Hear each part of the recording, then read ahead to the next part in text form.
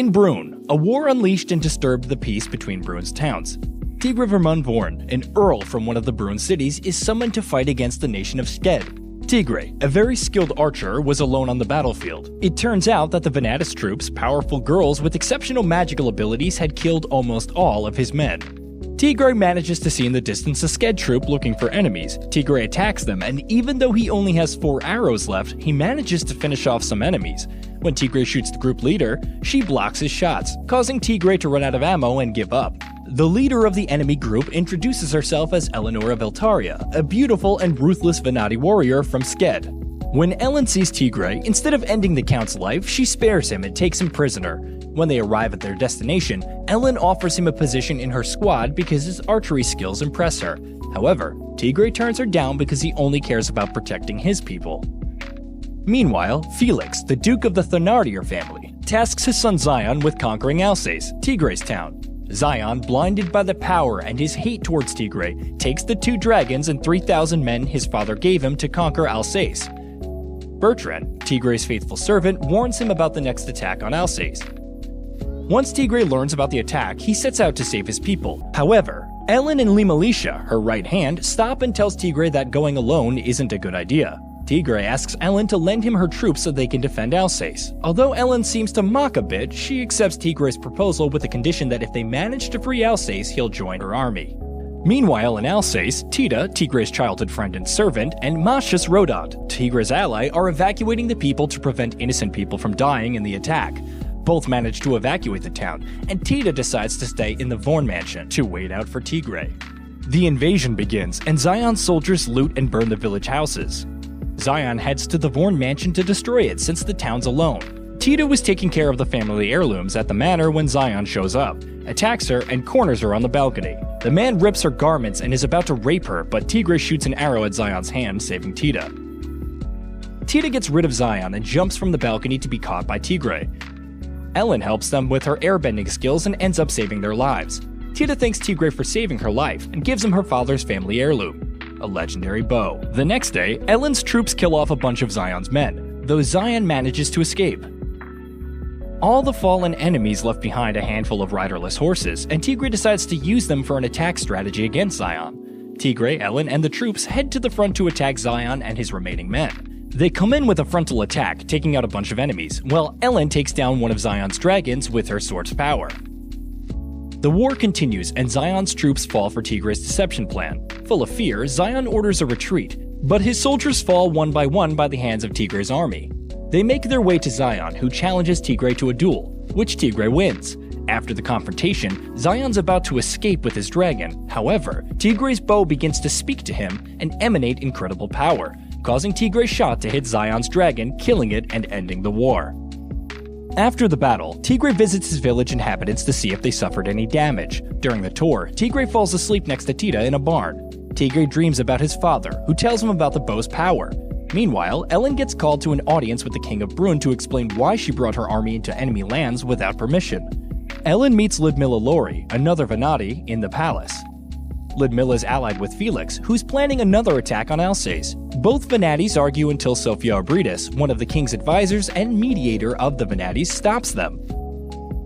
Lumalicia returns to Alsace to escort Tigre to his audience with the king, but she takes him to Ellen to warn her about Duke Thenardier's possible attack. Ludmilla appears and asks to talk to Tigre alone. He accepts, and they both go out for a ride on horseback. However, Lumalicia and Ellen followed closely behind them to keep an eye on Ludmilla's movements. Ludmilla and Tigre talk until they get ambushed by mercenaries hired by Felix.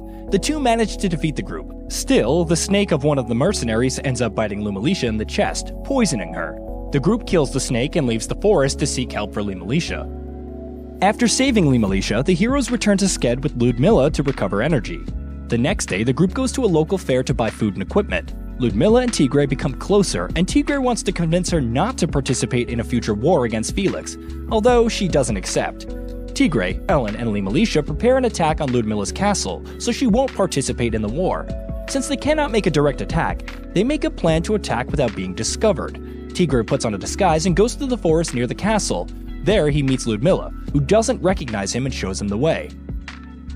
Once Tigre is back, the army plans the strategy and heads to attack. Since the gate's reinforced with magic, Ellen uses the power of her sword to knock it down. However, this has no effect, and Ellen's attack alerts Ludmilla's army.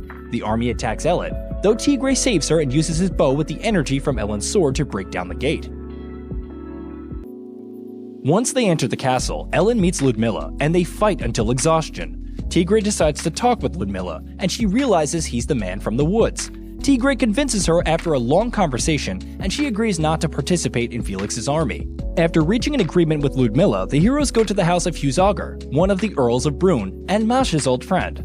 When they arrive, Hughes tells them the king's declared Tigray a kingdom's traitor for bringing an enemy army into the nation. The king sends Roland, an elite knight, and his army to finish off Tigray and Ellen. But in reality, Roland was sent by Felix and Duke Ganelon because the king's sick, so they took over the kingdom. While planning how to defend against Roland's attack, Sophia sent by the king appears to warn Tigray of what's coming. After delivering the message, Sophia decides to help Tigray.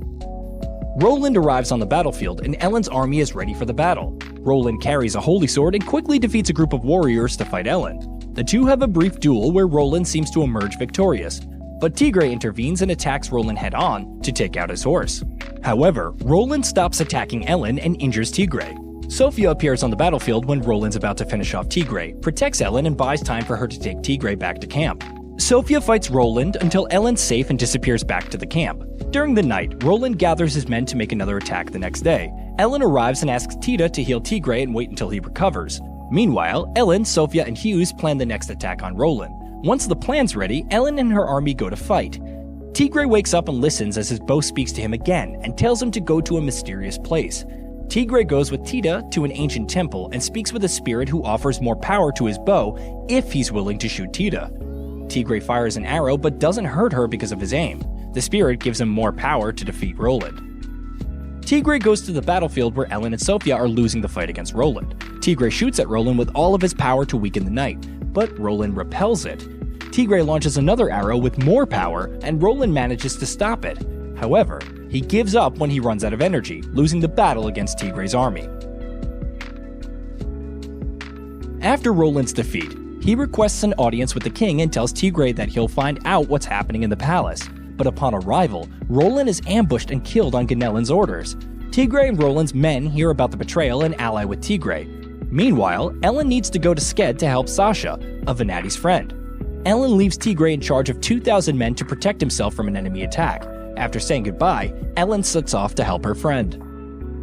A war was raging in the south of the country, and thanks to Roland's death, the soldiers could no longer defend the front. Tigray and his men go to fight with the enemy army to defend the south. Tigray arrives at the battlefield and finds out that the enemies kidnap people from Brune to have them as slaves. After studying the strategy, Tigray decides to attack in phases to weaken and reduce the number of enemies. After several days, Tigray's army makes a surprise attack, and he hits the enemy general with an arrow. The enemy troops retreat upon seeing Tigray's abilities, and the hero saves the slaves. However, an enemy spreads the word about Tigray's power to raise a larger army and fight them. When a battle between 30,000 men and Tigray's group is about to begin, Ludmilla appears with her army to help him. When Ludmilla arrives at the battlefield, the general of the enemy army decides to regroup his men to plan how to beat Tigray's army. Back at camp, Tigray helps one of the slaves he saved with her food and a bath as he prepares for the upcoming battle. Meanwhile, Ellen arrives in Sked to help Sasha, who's very sick and unable to fight the war within her territory. Ellen promised her friend she'd help her whenever, so she adventures into a new fight. Arriving at the battlefield, Ellen meets Elzaveta Formina, another Venati, and the general of the enemy army. The two have a brief confrontation where Elzaveta proposes a truce in exchange for information about what's happening in South Brune with Tigray. Ellen agrees, and upon keeping her promise to Sasha, she quickly leaves back to Brune. In Brune, Tigray and Ludmilla are writing a war treaty and a strategy for the battle against the enemy general. They send the message to General Shahim, a commander of the Mosnil army, who rejects Ludmilla's peace agreement and decides to attack.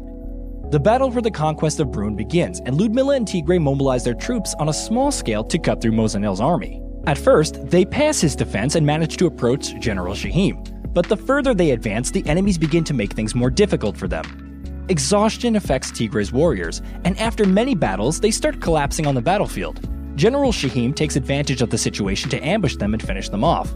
When they get cornered with no chance of surviving, they see reinforcements sent by Masha's arriving to help Tigray. The troop joins the group, and Tigray's army grows. General Shahim decides to withdraw from the battle, fearing losing more men. Hearing of the enemy's retreat, the heroes rejoice in victory on Roland's behalf for the nation of Brune. After winning the war, Ellen meets with Tigray to plan the last battle against Felix. At that moment, the slave Tigray saved and helped a few days ago appears. She says she's the princess of Brune who supposedly died. Although at first they don't believe her, Tigray recognizes her since he spent part of his childhood with her. Having the princess on their side gives the heroes the upper hand in making their way into the capital and defeating Felix. However, Princess Regan has to prove her royal blood by walking through a door that only royal family can open. Upon learning that the princess is still alive, Felix quickly mobilizes his troops to intercept Tigray's army on their way to the catacombs. The heroes meet Felix's troops and some dragons under his command to fight the Venatis. Since Ellen and Ludmilla are the only ones that can defeat the dragons, they jump into battle. The dragons' power overwhelms the girls, and their weapons don't work against these beasts. However, the two plan to work as a team and defeat the dragons, getting the extra strength out of Felix's army. The heroes continue on their way to the catacombs. Once everything's ready, Tigray, Ludmilla, Regan, and Bertrand head to the catacombs with a small group to escort the princess. Once they arrive, they find Felix waiting for them to attack. Everyone tries to defend the princess. Ellen fights against Felix, while Tigray fights against one of the knights from the enemy army. However, the battle is interrupted when the cave begins to crumble. Ellen stops fighting with Felix to get the princess out of the cave. Meanwhile, Tigray tries to buy time for Ellen, and once the princess is safe, Tigray tries to run away. But before he can get out of the cave, the knight attacks him and is about to kill Tigray. Although at the last moment, Bertrand jumps in front of the attack, saving Tigray. Just as Bertrand dies, the cave collapses, and the knights get crushed to death.